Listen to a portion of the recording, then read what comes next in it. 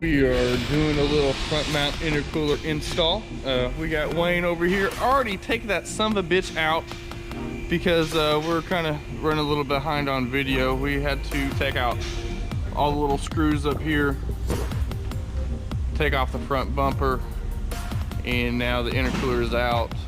He's taking out the active grill shutter, and then we're gonna figure out how to mount it since I got this awesome light bar here in the front where most of you guys put the front mount. So gonna be interesting, gonna be fun.